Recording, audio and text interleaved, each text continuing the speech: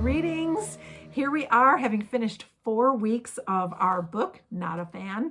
We hope you're loving it as much as we are, and maybe it's sparking conversations in your world and with your people, as it certainly is with us. This chapter, Following Jesus or Following the Rules. If you've been in the faith for a long time, you probably have a story that can corroborate this challenge. And I was thinking about when I first came to faith, I was about 16 years old. And one of the first instances I had with this was when the pastor of the little church that we had begun to go to when my parents came to know Jesus saw me in my car, and I had all over the dash cassette tapes full of 80s pop music, starting with my favorite, which was Michael Jackson. And he saw that and he confronted me, and he's like, "What are you doing with all that music? You need to get rid of that devil music." And I was startled. It was abrupt. I wasn't sure what that had to do with anything, but I got rid of it because that was the rules. And I can see how it did sour me a little bit, because there was really no explanation or concern about me personally, I guess, and my relationship with the Lord. It wasn't about that. It was about getting rid of the devil music. Yeah, and I think maybe that's been your experience as you've gone through your church life, is that sometimes the church can put more emphasis on rules rather than the relationship. I'm very thankful for my upbringing, the church I grew up in, and we did talk about having a relationship with Jesus Christ, and that was important. But we also missed sometimes the fact that that got overshadowed because of the rules. And the rules generally became much more important than everything else. And so we have to be careful of that. And I think as Jesus, as the author describes here, Jesus is talking through to these religious leaders. And that's why we had you read all of Matthew chapter 23 this week, because here's where Jesus lays out his woes to those leaders and explains to them why they were falling short. And because they were putting their emphasis in the wrong place. They were putting their emphasis on the outside and not on the inside.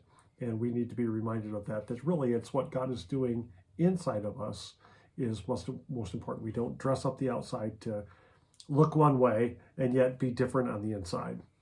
And you can see Jesus was so passionate about this. You know, this is when we really see the anger come out and his frustration with these religious leaders. Sometimes we can read that and think, oh, he was a little harsh, but he was serious when it came to anyone prohibiting someone from coming to him. And that really is our lesson still today, because we can get caught up in the rules and the outside as well.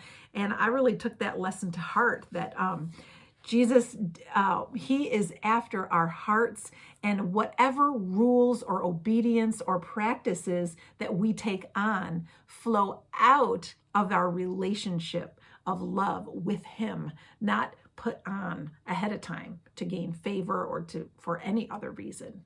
And I think the other example that ties into what Jesus was saying to these religious leaders is something that I've been reminded of too, is we need to give attention to what is going on inside. Jesus said that to them. You've cleaned up the outside. You've made it all nice and pretty on the outside, but inside it's decrepit and wretched. And we need to be concerned about allowing Jesus to change our hearts. Some have said, sometimes if you get everything in order, if you look the right way, if you do the right things, then you can belong to Jesus, then you can belong to the church. But that's not what Jesus says. Jesus says, come as you are. And he would help clean up the inside. And as he cleans up the inside, then it would be reflected out in the outside. And Jesus' goal is always the same: relationship, relationship, relationship. If we're not more concerned with a person's heart, I mean, can we really imagine if Jesus wanted to heal someone on a Sabbath day, getting after him about it? I don't think we can really imagine that kind of behavior, but we do it in other ways, and we need to watch that and ask God, are we doing anything that would are we requiring anything of our loved ones or anyone we know to perform, instead of saying, hey, Jesus loves you. Are you, living for him? Or how can we best live for him and do things his way? Because that's where real living happens. So as he goes through the chapter, it's this idea of, are we choosing the rules over the relationship? Are we choosing law over love? And really, when he gets to the end, he talks about that idea of we really need to choose people. Make the choice.